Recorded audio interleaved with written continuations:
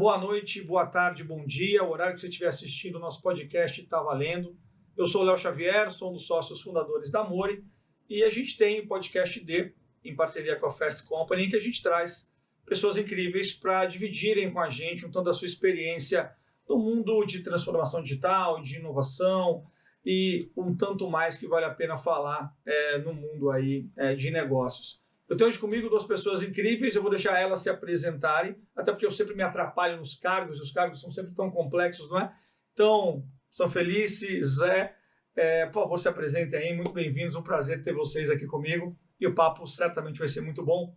Sanfelice, por favor. Bom, obrigado. Obrigado, Léo, é um prazer estar aqui com vocês, falar um pouquinho, compartilhar um pouquinho aqui, aprender um pouquinho com o Zé também, né, sobre inovação, sobre transformação digital. Eu sou o Ricardo Sanfelice, eu estou responsável, diretor executivo pela área de clientes, produtos, design e inovação no Banco BV. Maravilha, tô bem. Zé, conta aí. E aí, Léo, tudo bem? Tudo ótimo. Bom dia, boa tarde, boa noite. Tá para vários fusos. Vários fusos, né? Exatamente. Que bom estar aqui com você, Ricardo. Obrigado pelo convite, um prazer enorme. Eu sou José Silva, mais conhecido por Zé, esse sotaque baiano, americano. Hoje eu estou como responsável da área financeira da Natura, que é uma empresa dentro da holding, que nós chamamos Natura Encopay, eu sou o CEO da empresa. Estou também como vice-presidente de novos negócios, CVC, tecnologia, dados e a marca Natura fora da América Latina, Estados Unidos, Europa e Ásia, através da Malásia. Ou seja, eu estou com um Severino hoje, está divertido e com certeza estar com vocês aqui é um privilégio de batermos um papo. E tudo isso cabe em 32 horas por dia, basicamente, certo? Caber, a minha esposa disse que não, mas tá indo bem. O nível de aprendizado é realmente incrível. Você acorda de manhã falando de caixa, que é um pouco comum ao que nós temos, e adormece ontem, 10 da noite, estava com a Malásia falando de Malásia. Assim. Não é monótono, isso é coisa boa. Muito bom. Eu queria ver um pouquinho da história de vocês. Vamos começar mais humanizado, antes de entrar direto nos assuntos que a gente gosta de tratar. Tem uma coincidência boa entre vocês, né? Que é a cidade de Curitiba. Então, partindo desse gancho aí, conta um pouquinho da sua trajetória para a gente, Sanfelice, por favor. Bom, maravilha. Bom, falando de Curitiba, eu sou curitibano, né? Nascido em Curitiba, Você moro fala lá. Leite quente? Falo um pouquinho de leite quente. Leite quente. Eu não falo leite quente, né? Bom, então sou nascido em Curitiba, desenvolvi minha carreira inteira no setor de telecomunicações. Eu sou engenheiro por formação, né? Mas nunca exerci carreira como engenheiro, nunca trabalhei como engenheiro. Sempre trabalhei na área de marketing, Sim. na área de produtos, novos negócios, inovação e tecnologia. Mas gosto muito de ter tido essa formação de engenharia, porque eu acho que traz pra gente um pensar diferente, um raciocínio lógico que a gente aplica, acho que na nossa carreira como um todo, né? Então, construí minha carreira muito no setor de telecomunicações, fiquei 25 anos em telecomunicações, em várias empresas, tanto fornecedores de equipamento, né, como Ericsson, Siemens, de tecnologia, mas também nas operadoras de telecom, fiquei aí 15 anos na GVT, né, que acho que é um case muito bacana de vida que eu tenho aí desde o startup até a venda da GVT para o Grupo Telefônica. Na venda da GVT para o Grupo Telefônica, eu me juntei ao Grupo Telefônica, à Vivo, e fui ser responsável lá inicialmente pela área de marketing para o varejo e depois por uma área que nós criamos para cuidar da transformação digital e inovação, onde eu fiquei lá na Vivo por mais uns 4 anos, até que eu resolvi mudar de segmento, né, já depois de 25 anos, né, sem monotonia, né? Mesmo trabalhando em telecom, muito, muito dinâmico, muito com coisa nova todo dia, mas eu decidi que eu queria pivotar um pouco minha carreira, fiquei um tempo fora, um sabático, e eu tinha uma visão de que eu queria trabalhar em setores que tivessem a ver com a minha trajetória, então sempre olhando serviços financeiros, olhando mídia, entretenimento, educação, saúde, e me movimentei para o setor financeiro, para um grupo financeiro de Curitiba, que é no Grupo Barigui, para fazer o startup do Banco Digital, né, no Banco Bari. Fiquei lá por 2 anos e, após isso, fui chamado pelo BV, inicialmente para cuidar da área de dados e inovação. Fiquei um tempo nessa área, mas depois de algumas reestruturações, acabei assumindo novas cadeiras e hoje estou nessa cadeira mais completa, onde eu olho o marketing como um todo, os temas de sustentabilidade, todo o tema de canais digitais, produtos, inovação, CVC, está comigo também. Então, também tem 32 horas do seu dia, então, portanto, é isso. Exatamente. Também. Acho que esse dia estendido é uma característica de executivos, né, atualmente. Né? Então, Mas essa é um pouquinho da minha história aqui. Que legal, Ricardo. Belíssima carreira. Obrigado. Muito bom. Tá com uma turma boa, vai ver, é uma ótima escola. É uma casa fantástica. Gabriel é ótimo. Legal. Bem, meu sotaque não engana, mas sabe, acho que você nem sabe, eu não sou português, cara. Já te falei isso, não? Não. Eu sou um português falsificado. Eu nasci em Caracas, Venezuela. Mentira. Verdade. Sabe que nos anos 70, logo depois do Salazar em Portugal, tinha uma migração muito forte portuguesa. E na altura a Venezuela era um Eldorado. Assim, os meus pais, bem humildes, tentaram a vida na Venezuela, em Caracas, ficaram um tempo. Em 79 explodiu a crise do petróleo. E meus pais voltaram para Portugal. Eu tinha 2 anos, enfim. Sim. Nunca mais voltei à Venezuela, incrivelmente. Uau. Acho que também não deve ser um bom momento para voltar. Não, certamente não. Mas meu pai voltou a ser imigrante na Venezuela. E eu fiz a minha vida toda em Portugal. O sotaque não vai embora nunca. E eu sou economista de formação, licenciado, especializado em estatística, em econometria. Uau. Sempre fui menino dos números. Sempre fui o cara estranho que tinha dislexia e não conseguia fazer as disciplinas fáceis. Acho que eu devo ter o recorde da Universidade do Minho de tantas vezes que eu reprovei a história do pensamento econômico. A minha carreira começou de uma forma muito pouco óbvia. Eu comecei na SAP em Portugal, como estagiário. Eu fui programador ABAP. E eu fui convidado por conta de uma eventualidade. Nós tínhamos ganho um projeto muito significativo numa cidade chamada Ferrara, que fica bem encostadinha em Bolonha. Um frio danado. Nós tínhamos ganho um projeto numa cimenteira para fazer FI, CO, todos os módulos da altura que nós chamamos de R3. E quem era encarregado do projeto, infelizmente, faleceu num acidente de carro, de aviação. Eu costumo dizer que a minha carreira começou com uma grande tragédia. Sim. Começou mesmo. E na altura não tinha ninguém disposto a ir para um país diferente. Eu sei que, lembro quando eu olhei para trás, todo mundo tinha dado um passo atrás e eu fiquei lá e passado 15 dias estava em Bolonha sem falar uma única palavra italiana e me preparando para Ferrara. E aí começou a minha carreira, nunca mais voltei a Portugal como profissional. Óbvio, vou várias vezes a Portugal. Sim, sem dúvida. Tive a felicidade de morar em vários lugares na Europa pela SAP, inclusive no Brasil. Eu trabalhei na Porto Belo Cerâmica. Eu fui responsável pela implementação do ERP na Porto Belo Cerâmica em 2005, na cidade de Porto Belo, que hoje é uma cidade fancy, mas na altura, há 20 anos, não, era lindo, continua lindo, mas era uma cidade pouco desenvolvida. Aí saí da SAP, entrei no HSBC em Londres. Na verdade, entrei num banco chamado Portman Building Society, que o HSBC 6 meses depois comprou. A minha vinda para o Brasil foi em 2007, final de 2007. Eu vim num programa chamado Secondment. O HSBC na altura estava em 64 países e você podia passar 6 meses num projeto específico. Que bacana. Eu vim para o Brasil por motivos pessoais. A minha ex-esposa brasileira queria voltar para o Brasil. E eu vim para ficar 6 meses e 16 anos depois continuo aqui. Sou muito felizardo na minha carreira, tive muita sorte. Fiquei todo este tempo no HSBC. Eu fui um dos responsáveis pela venda do HSBC para o Bradesco. Eu era responsável por RBWM, Retail Banking and Wealth Management. Fiquei um tempo ainda no Bradesco, poucos meses. Fui convidado para assumir o Banco Carrefour.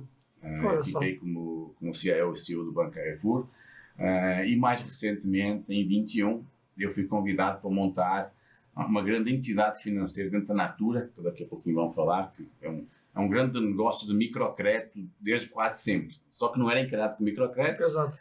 E os últimos 3 anos e meio, quase 4, eu estou lá e tem sido realmente uma jornada completamente transformadora. Não mudou como ser humano, isso com certeza, como profissional também.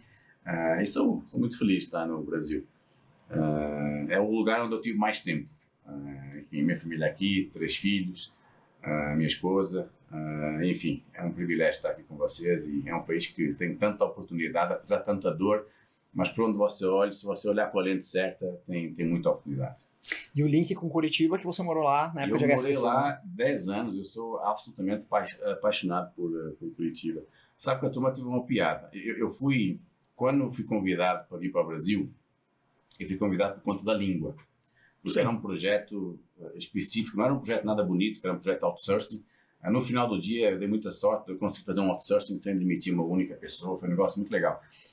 E eles queriam alguém que falasse português. No caso, eu falava, só que as pessoas não entendiam. E a turma sempre perguntava, cara, você sente muita diferença entre Londres e Curitiba? Eu disse, nenhum. As pessoas não falam comigo em Curitiba e o tempo é igual. Se adaptou super bem. A Curitiba é bom demais. Adoro Curitiba. Deixa eu fazer uma pergunta que não estava aqui no script, porque pegando um pouco essa vida viajante de vocês, quer dizer, vim de Curitiba, toda a carreira que você construiu, você viajando pelo mundo, a gente acabou de viver uma dinâmica terrível, que foi a pandemia, e que forçou todo mundo a ir para o mundo remoto, não é? Tem uma discussão colocada na mesa agora que basicamente todas as companhias estão voltando ou para o híbrido ou já para o presencial de uma maneira geral. Sei que você, Feliz, fica indo e vindo ali de Curitiba. E queria entender um pouquinho como que a visão de vocês sobre isso, quer dizer, como está funcionando lá no BV, como funciona lá contigo também, Zé. O que vocês olham nos próximos capítulos, quer dizer, vai voltar, não vai voltar? Porque também tem o tema do profissional, o Brasil chegando ao pleno emprego, teoricamente, ali. Também as pessoas levantam a mão e falam, olha, agora mudou um pouquinho, a gente teve a experiência de 2, 3 anos forçados, é verdade, mas como é que está essa dinâmica de trabalho para vocês, para a organização de vocês e para talentos? Como é que está funcionando isso na cabeça de vocês? Eu acho que as melancias têm que se acomodar um pouco no caminhão ainda, Sim. Né? Eu acho que by design, eu sou contra extremismos, né? Então, assim, eu não acredito no 100% home office, não acredito no 100% presencial mais para a maioria das funções, né? A não ser funções que efetivamente precisam, né? Operacionais e tal. E eu acho que isso é muito particular para cada profissional e para cada companhia, para cada modelo de negócio. Sim. E mesmo dentro das companhias, os modelos de negócio também tem áreas. Né? Então você tem áreas de tecnologia, por exemplo, que são mais, por definição, trabalhos mais concentrados, programadores, etc., que podem trabalhar remotamente com produtividade, com engajamento, etc., mas você tem que estabelecer algum tipo de vínculo. Sim. Né? Então, por mais que a produção, a entrega desse colaborador para a companhia seja possível virtualmente, se você não tiver iniciativas de engajamento, de pertencimento, de criação de cultura, de propósito, isso se vai ao longo do tempo, se perde ao longo do tempo. Então, pessoalmente falando, eu trabalho bem, e acho que remotamente e no modelo híbrido, mas isso depende também dos seus pares, né? Do seu superior, né? Porque você tem que trabalhar bem também, porque é um casamento, né? Todo mundo tem que trabalhar bem com esse modelo. Não acho que tem modelo certo, modelo errado. Acho que nós não vamos voltar, olhando o mercado como um todo, várias empresas estão voltando, principalmente as que foram mais radicais, né? Exato. Disseram, nós nunca mais vamos voltar. Nunca mais. Vamos acabar com os escritórios, primeiras a voltarem. Foram as primeiras a voltar. Exatamente. Então, acho que quem foi, e especificamente falando na experiência atual lá no BV, a gente sempre foi muito de ir sentindo ao longo do tempo. Né? Hoje a gente a gente tem 3 modelos, a gente tem um pessoal, menos de 5% do time que é 100% presencial por questões regulatórias, né?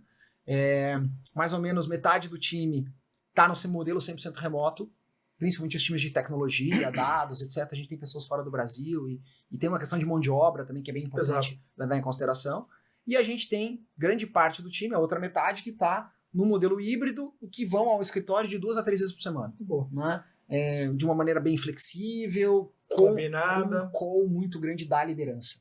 Porque eu acho que o papel do líder é fundamental. Porque se você estabelece com muita rigidez, por exemplo, se o teu call é muito ligado a, sei lá, maximizar a ocupação do escritório, né? Então você vem na segunda, você na terça, você na quarta, mas eu não tenho nada para fazer no escritório, não interessa, é o seu dia. O seu dia. Maximizar o escritório. Não tem a flexibilidade que o modelo híbrido daria, no final das contas. Né? Então, eu acho que você tem que ir ao longo do tempo sentindo, né? Mexendo nessas políticas, entendendo.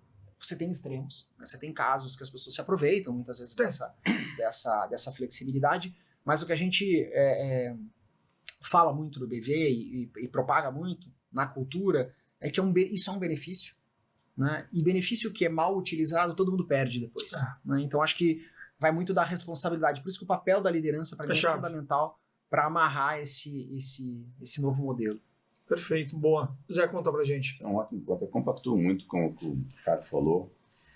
Acho que depois do passado 4 anos, quase 5 anos, acho que algumas coisas a sociedade aprendeu. Uma delas é usar menos imperativos. O nunca, o jamais. E depende exatamente como você falou, depende muito do contexto, depende da cultura e depende do momento de cada empresa. Quando veio a pandemia, eu estava no Carrefour e o Banco Carrefour especificamente, nós já tínhamos um modelo híbrido há muito tempo. Nós não tínhamos um modelo híbrido por uma questão bem egoísta, por uma questão de ocupação de espaço, você deve lembrar. Sim. Nós tínhamos um espaço lindo, o time estava voando, cresceu muito, cara. Ou eu invisto em metro quadrado, ou eu arranjo uma solução. E é muito curioso, porque culturalmente nós estávamos nessa de fazer o contrário. Nós obrigávamos as pessoas a ficar em casa. Exato. Assim, calendário. Isso em 2000, final de 2019. Exatamente. Tinha um 19 calendáriozinho e a turma não sabia trabalhar em casa. Uma vinha, aí não tinha espaço. Aí veio a pandemia, foi muito mais soft, muito mais smooth. Na Natura, nós temos esses modelos que você falou, 3 modelos. Primeiro que a Natura é uma empresa, é um organismo social, uma grande rede social há 55 anos, que ela é analógica, mas é uma grande rede social. Obviamente que o nosso trabalho físico em fábricas, CD, não tem como.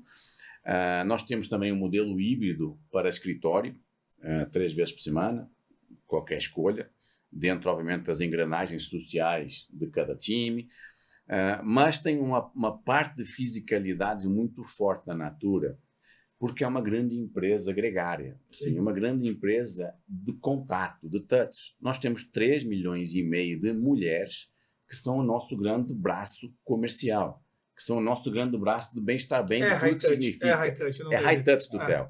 Sim, tem coisa que é impossível. Aliás, era impossível para as consultoras, que foi uma coisa que nós zelamos muito nisso, que é, como todas as empresas, de proteger nível hard toda a saúde e salubridade de todas as pessoas que trabalham connosco, mas o trabalho das consultoras ele é físico. Pasme, se acha que acontece com você. Ainda hoje, o maior palco de venda por relação da América Latina são os palcos ecumênicos. Religião, não importa qual seja. Por quê? Porque é onde o ser humano se aglutina com outro ser humano.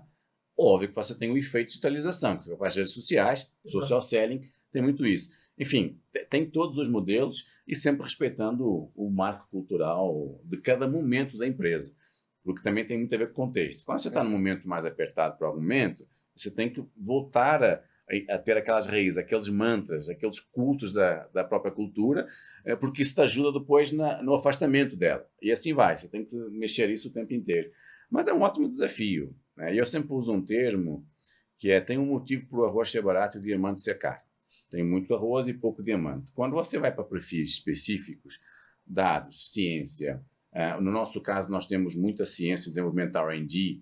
Assim, não tem como. A R&D ela é uma ciência física. Não dá para você fazer R&D de laboratório na sua casa. Não tem como. Por outro lado, quando você vai para design, quando você vai para... Você consegue, aí sim, você começa a usar clusters específicos, não só no Brasil, na América Latina e fora da América Latina, onde você consegue cativar os melhores talentos. Enfim, é uma arte que você tem que conjugar o tempo inteiro, sempre respeitando as vicissitudes de cada cultura e principalmente liderança, né?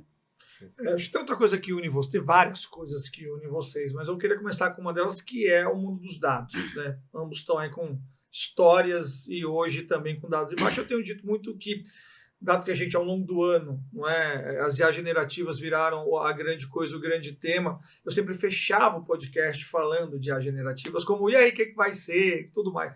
Está fechando o ano de 2024, então eu já posso começar falando sobre isso, porque, de fato, a gente amadureceu de uma maneira muito profunda. E costumo acreditar que os dados são o oxigênio, né, das IA generativas, porque, no final das contas, entendo que tem um hype, sem dúvida nenhuma, mas para fazer incorporações, organizações complexas e grandes como as de vocês, algo que faça de verdade mudança de ponteiro, ou mudança de lógica de funcionamento do negócio, ou você tem um data foundation estruturado, tem uma estrutura de dados, equipe, não é? Eu sempre digo que são 3 P's, né? Plataformas, processos e pessoas de fato estabelecidos, ou vai ser uma tentativa, uma brincadeira, uma espuma, que às vezes também vale, não tem problema nenhum. Mas eu queria ver um pouquinho de vocês, e aí quem quiser pegar a palavra primeiro pode pegar, como é que está de verdade, né? O que foi aprendizado, desse ano a gente pode falar de aprendizado de 24, nesse hype, e talvez não mais hype de IA generativas, até porque você tem lá olhar para canais, diversos públicos diferentes, milhões de clientes, que você tem milhões também, na verdade, das consultoras, não é? Mas também o cliente final. Como é que funciona, como está hoje assentado isso, ou ainda também é uma tentativa, não tem nada definido? Como é que vocês estão trabalhando esse tema? Eu acho que talvez o primeiro ponto, quando a gente fala de IA generativa, né, vamos tirar o generativo da história e vamos falar de IA. Boa. Né? A gente já olha IA e trabalha há muitos anos. Né?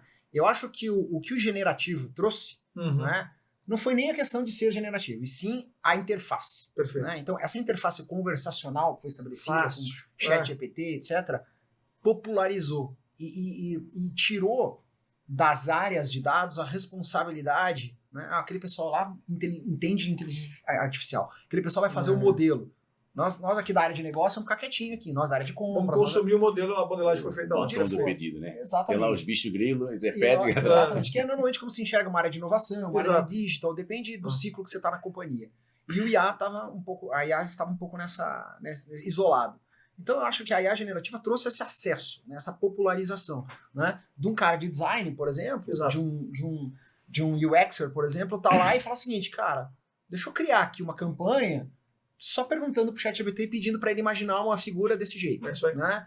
Então trouxe esse acesso. Então acho que isso é uma grande... E a gente tem que aproveitar esse movimento, né, essa parte boa dentro das companhias, porque isso extrava muito valor. Né? Qual que é o lado sombra disso? Eu sempre falo que tem muito lado sol e lado sombra. Tudo tem lado sombra. Qual que é o lado sombra?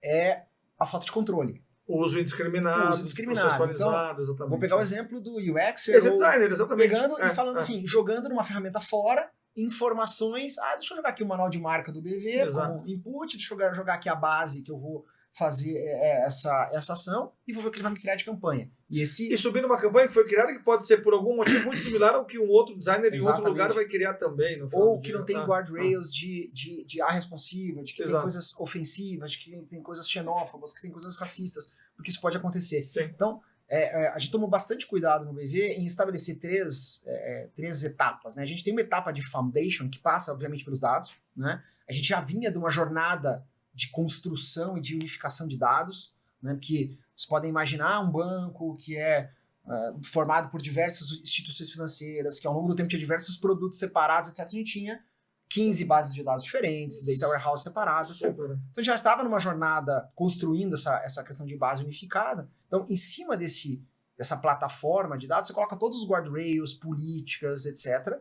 Né? E acima dessas duas camadas, os casos de uso. E o acesso aos casos de uso amplificado na companhia. Então, hoje, especificamente no BV, a gente tem mais ou menos 150 iniciativas de IA espalhadas na companhia, gerenciadas por um centro de competência. Então, tem um centro de excelência ali, né, que fala, essa é a ferramenta que você pode usar, esses são os dados, essas são os guardrails. Mas use a sua criatividade. Né? Porque a gente via as pessoas...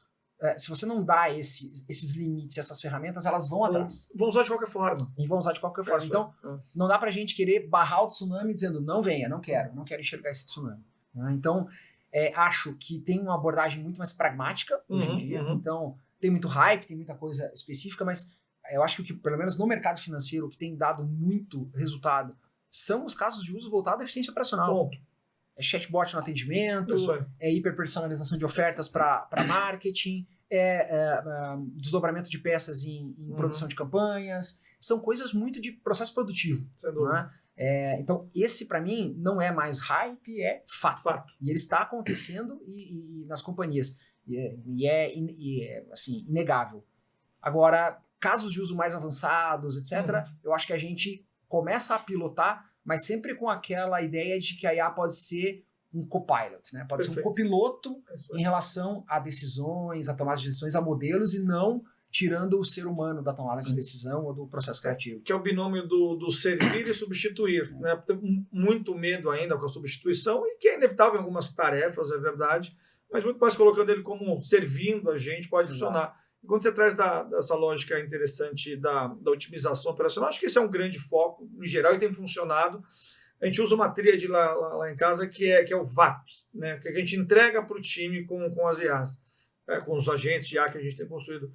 Ou velocidade, ou assertividade, ou profundidade. E às vezes as três coisas combinadas. Então quando você faz isso, então, o que eu vou buscar? Eu quero ser mais veloz, não quero ser mais assertivo, quero ser mais profundo, não é que você precisa ser mais veloz. Então você começa a ter um fatiamento interessante de como que você aproveita esse serviço da IA para o time, para o humano simplificar, né? Quase uma humanidade aumentada, não é? A realidade aumentada é uma humanidade aumentada. Então a gente caminha por aí também. Como vocês estão fazendo isso lá? Qual é o pensamento de vocês? É muito semelhante. E nós temos lá 3 palavras muito semelhantes que você comentou, Léo. Nós chamamos em encurtar espaços encurtar tempo e aumentar a certeza. É isso. Numa empresa, e só fazer um parênteses, quando você olha a Natura tem 55 anos, com a história da Natura, que eu não sou brasileiro, mas é um orgulho, assim, de tudo que significa o que a Natura empresta, do que a Natura foi vanguardista e continua a ser vanguardista, e que usa causas e que mostra que é possível ser uma empresa duradoura, rentável, com uma filosofia empresarial totalmente diferente. Muito em linha do que o Grupo VV, inclusive, faz. Assim, eu acho isso fascinante. Antes disso existir o ESG, no final das contas, como pauta corporativa, Exato. Vocês já eram pautados por isso, né? Essa é a beleza. Hoje, Léo, eu sei que essa não é a pergunta, mas hoje nós não temos ESG na empresa. Não se fala de ESG na empresa.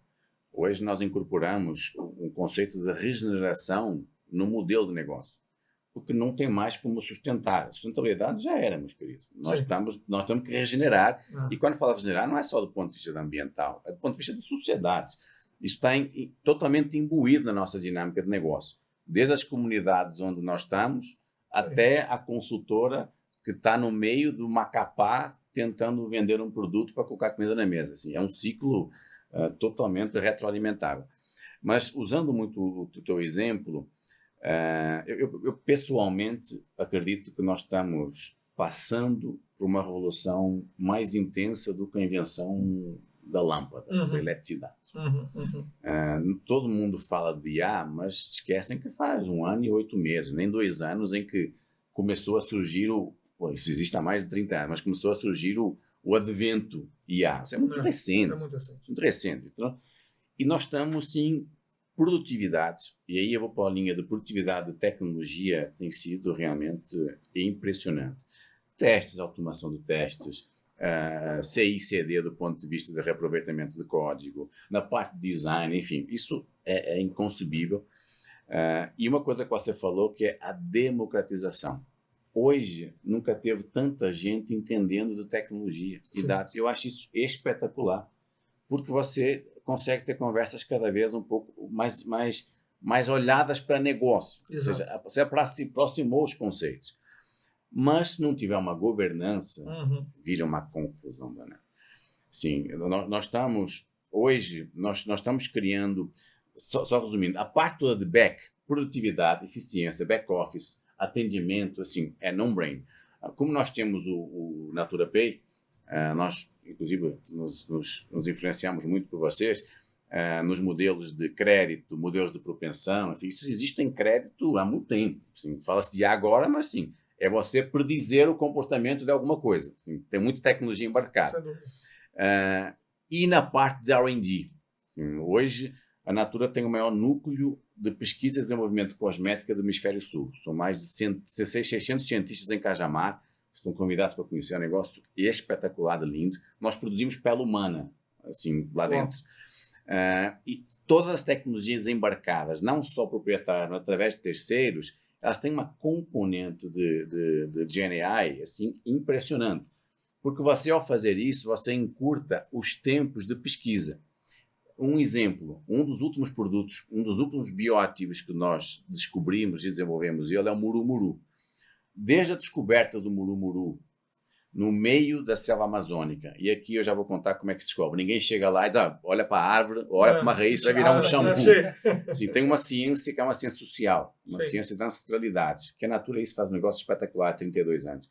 Porque você chega no meio de uma comunidade e você tem que entender a ancestralidade da comunidade. O que é isso? Tem ciência, tem antropologia por detrás que demora anos. Mas depois que algo é identificado, ele vai para o mundo científico laboratorial, ele demora 5, 6, 7 anos até virar alguma coisa. No caso, virou um shampoo e está virando outras coisas. Mas quanto mais tecnologia você embarca, quanto mais GNL você embarca, você começa a encurtar esses tempos todos. Isso para o mercado inteiro, não só para a Natura. Ou seja, é realmente fascinante o que nós temos na mão. Mas para a governança, nós estamos criando um grande hub de vários LLMs diferentes. Porque é o que você falou, Léo. Assim, não tem como você controlar. Por muito que você consiga colocar os guarda-reis, o cara que está trabalhando com análise de performance, ou planejamento comercial, ou planejador que faz planejamento comercial, planejamento de demanda e de supply chain, que é uma cadeia extremamente complexa, o cara vai usar o ChatGPT. Estou usando. Sim, como é que você mitiga isso? A ideia é você trazer todos os LLMs possíveis de mercado, através do CVC. Nós estamos com uma startup que está fazendo assim, um negócio espetacular, mágico, para prover para as nossas 14 mil pessoas todas as habilidades possíveis para que elas não precisem fazer isso fora. Mas, tão importante quanto isso, é um dos nossos programas, que é o programa de treinamento e capacitação. Eu ia perguntar exatamente sobre isso. Como é que está isso funcionando? Sim, para mim, o programa está sendo liderado pelo nosso CDO, o Daniel Marques, está comigo. Sim, é o mais importante do que o Foundation. Porque o Foundation, não falando de marcas aqui, você usa um framework específico, você usa um Databricks, você usa o que quer que seja, Bubbles, tem um monte de coisas no mercado. Mas de nada serve se isso não estiver acoplado com a criação de valor para alguma coisa. Aí é que entra, nós, através do Pay, que é uma empresa como ela está separada da Natura e de novos negócios, você consegue testar muito mais coisas rápidas para depois incorporar na nave-mãe. Sim, hoje é obrigatório curso de prompt, é obrigatório, não é uma questão de escolha. Você tem toda a segunda-feira, das 9 às 10h30 da manhã, todo mundo tem que se preparar e é avaliado. É difícil fazer isso para uma empresa de 14 mil pessoas, tem várias microculturas. Sim. Mas numa empresa que ainda tem a pegada de uma fintech, ainda tem a pegada, você consegue testar o modelo. Dá um monte de confusão, tá, gente? Claro, um monte de confusão. Mas é uma forma de você capacitar as pessoas. Qual é o lado que, na minha, de novo, é uma opinião pessoal, não propriamente estamos vendo isso na Natura, que eu acho que nós iremos ver, é que você começa a amortecer o raciocínio humano. As pessoas cada vez mais tendem, isso é um perigo, tem um termo novo agora, que está fancy, né? As pessoas começam a pensar menos. Sim. Isso é um perigo geracional. Sim. Tem estudos que dizem que a linguagem, inclusive o ato de linguagem, ele vai diminuir daqui a uma geração. Sim. As gerações são de 15 em 15. Vai ser diferente. Vamos ter outros hieroglifos que nós olhamos agora nas cavernas, vai ser daqui a um tempo, vão olhar os nossos.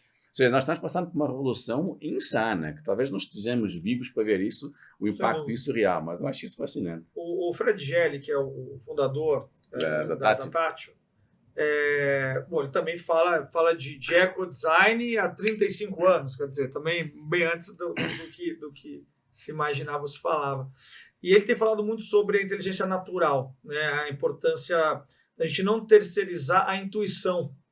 Que é o que a gente está terceirizando, no final das contas, porque a gente já vem fazendo isso há algum tempo, né? Porque a gente terceirizou primeiro o telefone da esposa e dos melhores amigos. Eu pegar os meus 3 melhores amigos, eu não sei o telefone deles. Talvez vocês também não saibam. Já terceirizamos esse pedaço, esse slot da memória. Você não sabe nem o seu. Não, o meu, de vez em quando, ainda estou engasgado. Desculpa só te cortar. Eu tive há dias eu fui para a convenção na Bahia. Eu parei na Bahia, só um pouquinho. E eu peguei um taxista, o cara não tinha telefone. O que o cara tinha? O livro.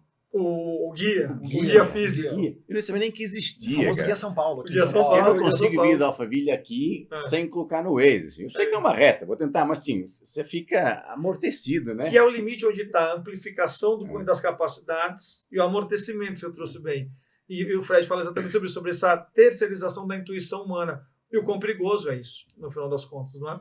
Então, mas esse papo está ótimo. Mas deixa eu falar um pouquinho de outra coisa que une vocês.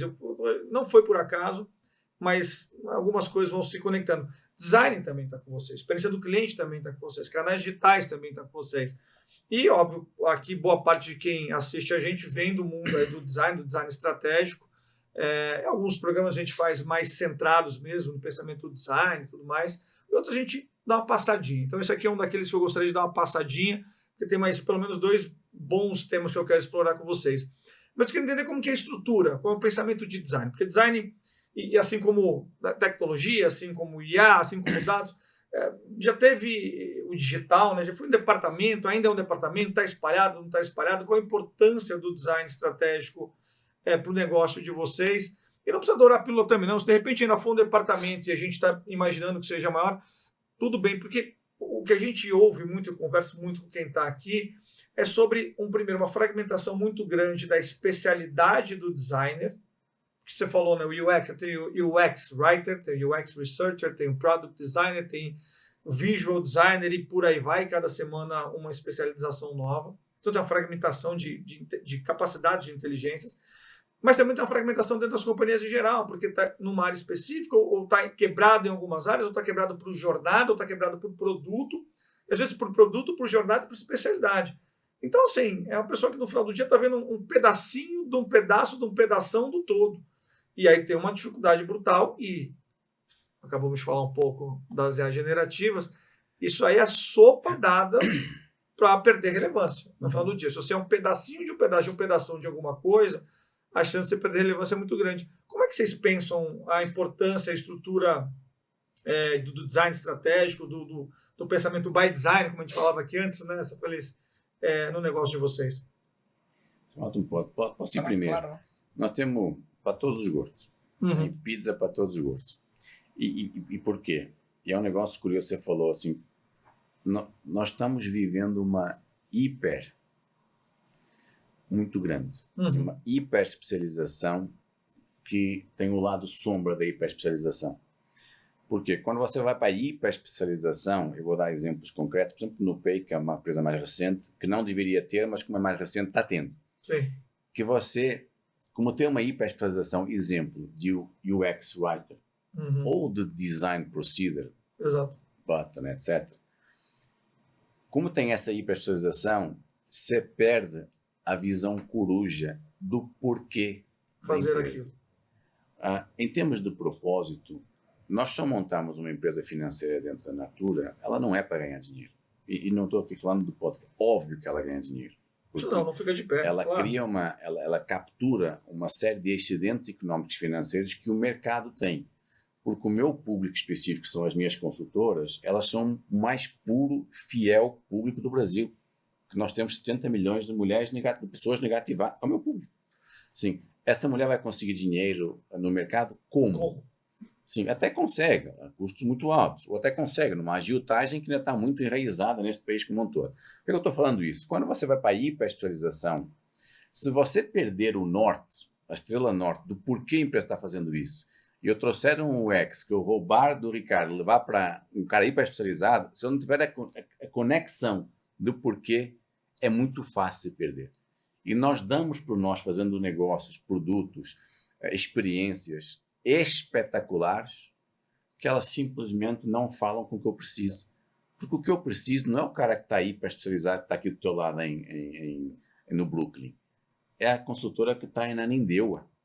É a consultora que está no interior do Pará, que é um mercado espetacular, que a única forma de as pessoas físicas terem acesso a cosmética é através da venda direta, não só nós, Boticário, o que for. É uma questão de socialização de alguma coisa. Exato. Não adianta, porque ela precisa ter uma coisa chamada letramento digital. Como é que você cria isso? E esse é um perigo, uma dor que e nós não vai estamos ser um enfrentando. UX-Writer aqui do Brooklyn que vai saber fazer isso. Esse é o ponto. Tem que entender de vida, no final das contas. Tem que entender, nós estamos indo para o back to basics em alguma coisa, que é realmente entender. E vai ter diferentes realidades. Nós estamos chegando a um ponto em que tem perfis do nosso app de experiência que ele vai ter que ser diferente por região. Sem dúvida. E é o que é. É complexo isso, mas é o que é. Esse faz parte do nosso DNA. Sem dúvida. Por outro lado, eu já te passo a palavra, Ricardo, é um assunto super interessante. Sim, pensa em design. Nós somos uma empresa de design by default, sabe como? Em packaging.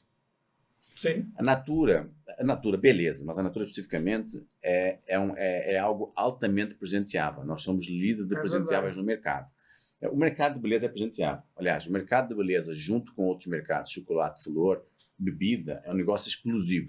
Inclusive, eu acho que tem uma conjugação enorme aqui. Sem dúvida. Mas quando você vai para design puro, design de package, design, assim, acabamos de lançar uma linha agora, que é da alta perfumaria, que o design vende por si só. Ou seja, é uma empresa, e a Tati Ponce lidera isso de maneira fantástica, que ela está enraizada desde quando o Sr. Luiz, há 55 anos, estava na Oscar Freire vendendo a primeira fragrância. Ou seja, ela está no DNA da companhia. De novo, qual é o perigo? Ela está tão no DNA da companhia que beira quase o narciso. Você tenta ir para a excelência de alguma coisa, só que o mercado mudou, o mercado está muito rápido. Esse é um negócio muito louco. Assim, nós temos, eu vou dizer brigas, mas são conversas super intensas entre o que é perfeito ou ótimo e o que é o time to market, o que é o go to market. Porque o mercado, hoje, para fazer cosmética, é rápido. Todo dia nasce um concorrente novo. E se nós continuarmos com aquela forma quase que icônica, quase que narcisa de fazer, que é importante no DNA da Natura, nós acabamos por perder o timing do market. Ou seja, não tem um nem outro. É um negócio complexo que nós estamos, enfim, por isso nós temos para todo lado. Canais digitais. Lembrando que nós nascemos como uma empresa analógica. Perfeito. É um relacionamento B2B2C. Hoje, muito menos, que nós somos omnicanal, com 1.000 franquias no Brasil, e-commerce, marketplace, enfim. Mas o papel da venda por relação é um papel preponderante. E será ainda. Cá entre nós, eu acho que o social selling nunca teve tão vivo como agora. Nunca teve tão vivo. Pelos incentivos, pela forma, pela influência, outros formatos, outros capabilities, mas nunca teve tão vivo como agora. Mas como é que você trabalha a experiência do teu consumidor do tratamento de cabelo, por exemplo? Você não vende um shampoo, você vende uma experiência, um tratamento. O papel da consultoria de beleza é esse. Exatamente. Como é que você trabalha essa interação entre diferentes formatos de canais, sem que a consultora perca o cliente final? Pelo contrário, eu quero ajudá-la a que ela venda melhor. E sem desumanizar, no final E das sem contas, desumanizar. E esse é o desafio. Mas também quero que o cliente, depois de ter a consultoria, possa se autosservir. Tomar suas decisões. E aí que entra esse bom equilíbrio. Eu acho que estamos muito próximos de ter um avatar de uma consultora. Mas ela no transacional, não no relacional. Exato. Quando você mistura transacional com relacional e com omnicanalidade, esse é o grande desafio. Por isso, nesses formatos mais digitais de canais, nós temos chapter, enfim. Mas quando você vai para a ponta, em que o consumidor final é consumidor da consultora, através da minha marca, mas é consumidor dela, como é que eu trabalho toda essa experiência do cliente? É um baita desafio. É legal demais. Legal. Muito bom. Estamos alguns avanços, alguns atrasos, mas estamos na luta. Muito legal. Vou pegar dois ganchos que eu achei muito interessante em relação primeiro ao tema de design, de UX, etc., versus desenho organizacional. Né? Diferentemente da Natura, né, o que é o Banco BV hoje é basicamente oriundo de dois grandes negócios que o BV unificou há 5 ou 6 anos atrás. Nós tínhamos a BV Financeira, que era basicamente uma entidade financiadora de automóveis, muito forte, há 20 anos, super forte, continua sendo líder no mercado de automóveis, e o Banco Votorantim, que é um banco de atacado.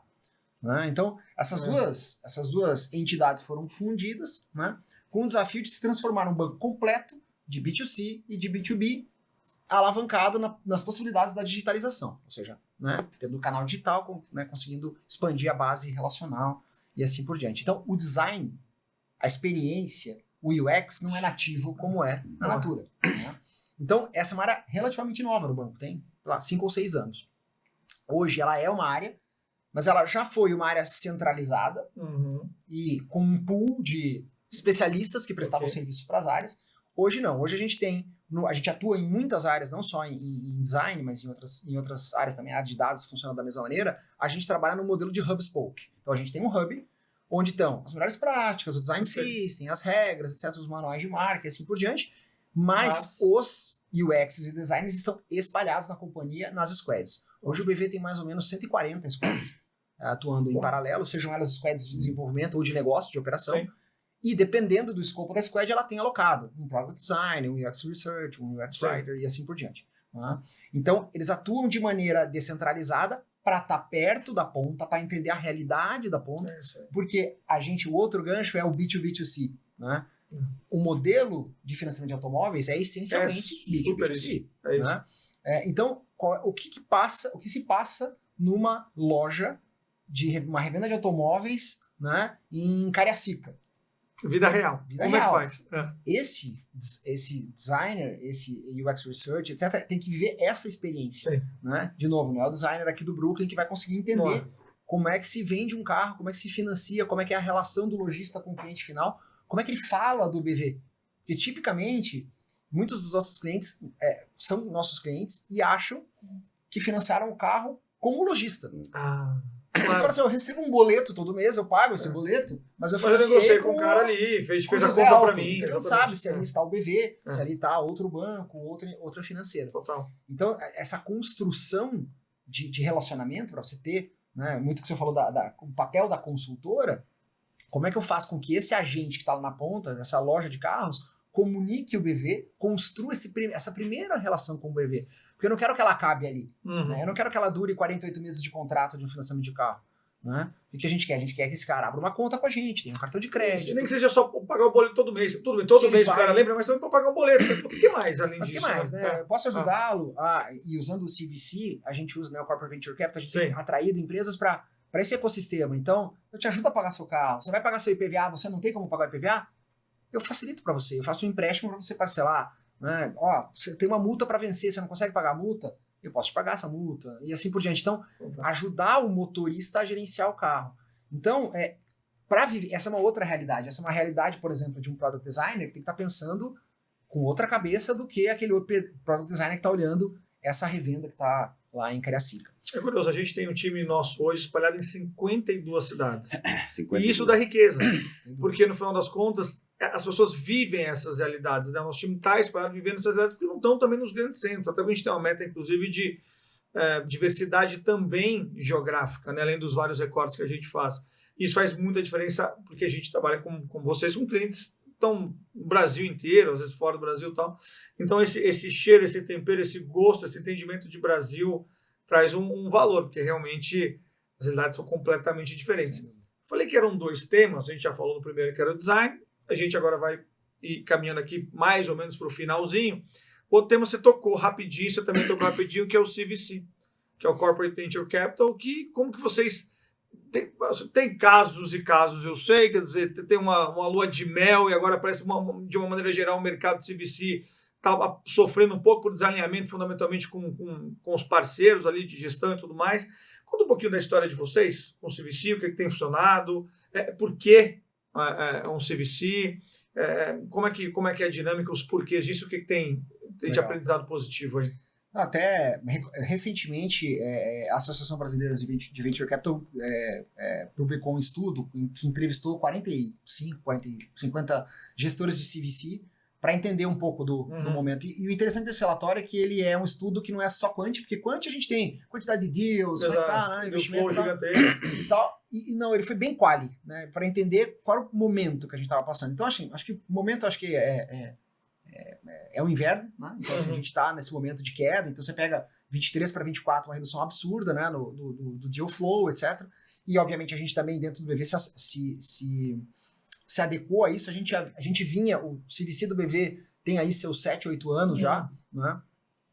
Com casos muito, muito bacanas, um deles, que a gente sempre cita, a nossa atuação no mercado de energia solar, por exemplo. Hoje o BV tem a maior carteira de financiamento solar do Brasil, é líder em financiamento solar, há muitos anos. A carteira ultrapassou 5 bilhões de reais já.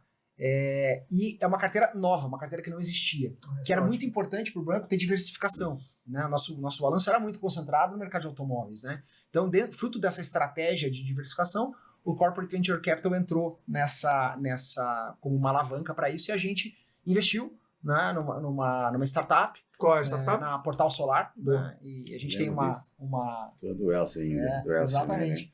Uma relação, a gente criou uma joint venture que ele chamada Meu Financiamento Solar, que hoje é um grande originador e fez com que a gente conseguisse ter essa liderança nesse mercado. E o que eu achei interessante é que ela cumpre todo esse ciclo de inovação aberta, porque a relação começou como vamos procurar uma startup para ser nosso parceiro. Então começou como um parceiro. Olha, fechou um contrato com a área. Que legal.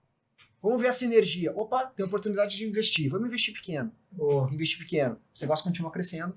Agora vamos ser mais sócio relevante e vamos atuar muito mais próximo deles. Então acho que é um case que passa etapa a etapa, desde o finalzinho playbook de como fazer, de inovação aberta até virar efetivamente um ativo dentro da companhia. Né? Obviamente, como toda...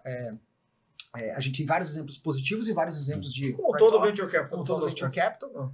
Mas tem alguns pontos que a gente acha importante. Primeiro, ter o propósito muito claro. Se você está ali para valorização de equity, você está ali para gerar sinergia. Isso tem que estar muito claro. Muito claro. E muitas vezes, mesmo isso sendo claro no início, especificamente no BV, nosso CVC é focado em sinergia, em gerar valor para o banco e outros negócios, e não em valorização de equity. Se acontecer valorização de equity, ótimo. Ok, ótimo, mas não é esse o foco. Mas você se pega ao longo da jornada olhando para isso e falando, poxa, vamos entrar nessa rodada ou não vamos? Por que poxa, não? Vamos, porque ela tem um potencial de valorização. Tá, mas o potencial de valorização ou o potencial de aumento da sinergia? Exato. Então, essa pergunta, o dia a dia te captura, né? E te joga de novo a pensar dessa forma. Então, voltando ao tema, a gente teve de 2017 até 2022, mais ou menos, muito investimento. A gente investiu em várias startups, criou um portfólio interessante. 23 e 24 a gente está muito trabalhando na extração de sinergias, né? E a gente, nesse período de expansão, ele foi meio, vamos abrir o funil, Se tem uma tese interessante e faz sentido, vamos apostar. Hoje em dia, a gente está muito mais narrow band, a gente está olhando e falando assim, esse negócio tem sinergia com 3 ou 4 teses que a gente acha importante e que a gente aprovou em plano estratégico? Tem. Então vamos adiante. Então eu diria que agora a gente está numa aceleração controlada, né? E não mais nem no modelo, né, do hype, nem no modelo, puxa, estamos no inverno, agora segura tudo, milk the call né, e vamos gerar sinergia. Não, a gente está olhando as teses importantes, né? Hoje a gente tem teses de ativos digitais, são importantes para a gente, essa expansão do ecossistema do banco para além do banco, né? Como é que eu trago débitos veiculares, como é que eu trago experiências digitais para dentro do aplicativo, né? São teses muito importantes para a gente. Tokenização de ativos, então a gente continua muito, mas alavancando muito os temas principais que estão no nosso plano estratégico. Boa, ótimo. Muito bom. E na Natura? O nosso CVC ele é um caloiro. Ele é um CVC que tem 5 meses. É recente. Bem recente. Nós fizemos a primeira investida agora. E é curioso, porque o CVC nasceu de uma dor gigante. A Natura faz Open Innovation há mais de 20 anos. Até porque tem o Natura Campus, que eu falei para vocês que era parte da R&D. Assim, eu vou chutar um número, mas cerca de 60% das pessoas que trabalham com R&D são PhD. É muito difícil você conseguir encontrar bioquímicos, químicos, nanoquímicos e você abrir um campus para, junto às faculdades, você conseguir formatar isso. Nós vamos literalmente no segundo ano de faculdade especializada, já porque tem carência, infelizmente, que é um mercado super bom. E tem o Natura Startups que nós inauguramos em 16, cerca de 5.500 startups já passaram por ali.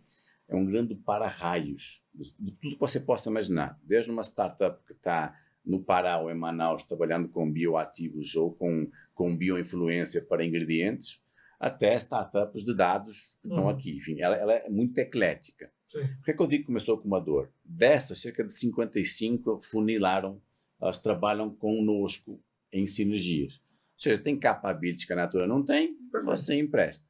Aí nós começamos a bater na trave de que instrumentos eu posso ter. Nós não tínhamos um CVC. E, obviamente, uma companhia aberta, gigante, etc. Quando eu comprei uma empresa há uns 2 anos, não, ano passado, que nós incorporamos coisas que se chama Bluma, foi uma dor muito grande trazer todos esses ativos, que são bichos completamente diferentes. Como é que você traz para um balanço de uma empresa? É isso, chega, vamos fazer um CVC. Aí eu trouxe um cara, eu vou falar aqui publicamente, que é o Sandro Valério. O Sandro Valério é um ícone de CVC, ele ajudou a montar aquela empresa da Embraer X. Ele é persona FIA, enfim, um cara espetacular. Por que eu trouxe um cara especificamente? Ele era o meu guia, porque eu entendia tanto de CVC como eu entendia de pássaros. Eu entendia de CVC na ótica do investidor, era uma graninha nos privados.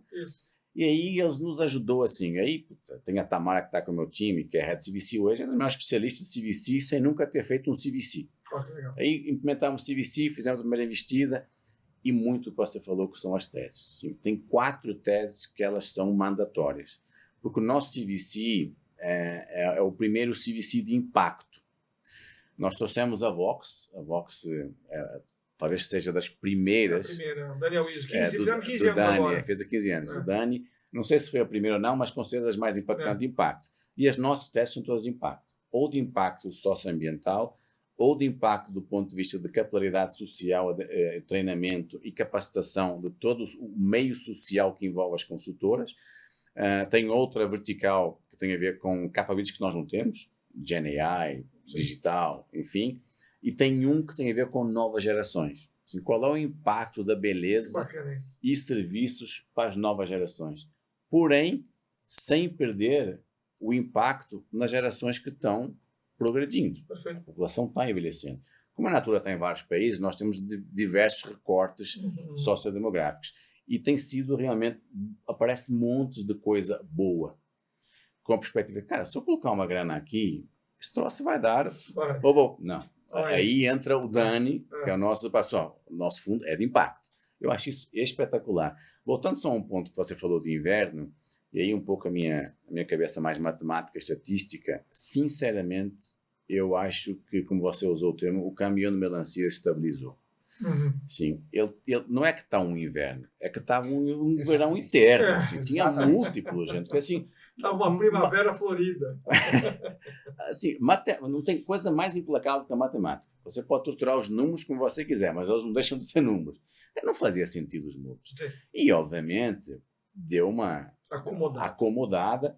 Tem muito deal bom e fair, mas não mais milho ou bilionário como era.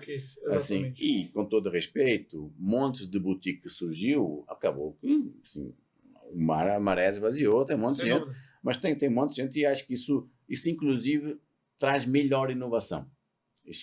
A escassez de funding, a escassez de dinheiro que estava em abundância. Outra loja de critério, avaliação, e ele traz mais inovação, traz mais desenraste. Os bons projetos continuam. Os bons projetos continuam. Que é a grande característica do povo brasileiro, cara. Isso é uma coisa fascinante, sim. É uma coisa que consegue fazer, apesar dos pesares, sim, é a restrição que cria. Não é a abundância dos últimos anos. É na escassez, é isso mesmo.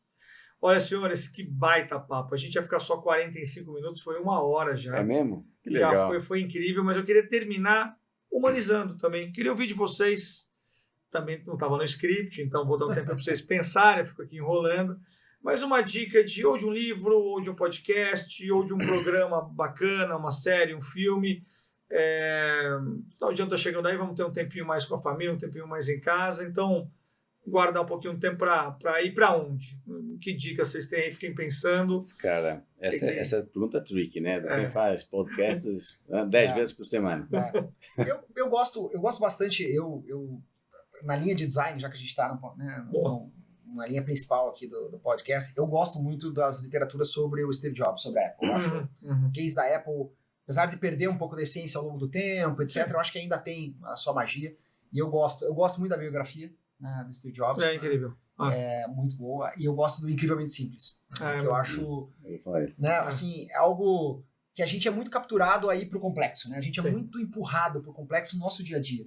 Né? E eu acho que se a gente consegue praticar esse mantra do Incrivelmente Simples, assim, a quantidade de eficiência, de inovação, de boas ideias e de corte de desperdício que você gera é absurdo. Então, minha dica é o Incrivelmente Simples. Ótimo. Não sabe o que eu ia falar. Me ocorreu esse. Estamos alinhados. Mas então.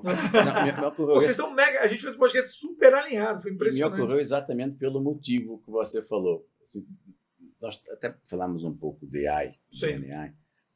Nós estamos tão complexos, a sociedade está tão complexa. Nós, como virando indivíduos... complicada, né? Porque dá para ser complexo e não ser complicado também, mas tem a complicação. E eu acho esse livro fascinante porque ele te remete que as coisas são sempre muito mais simples do que nós achamos que elas são. Parte dessa premissa. Porque, e sabe que isso é um mantra da natura. A natura tem um mantra do bem estar bem, que é estar bem com você próprio, estar bem com os outros e com o que te rodeia. E no final do dia, como é que você descomplexa tudo isso, né?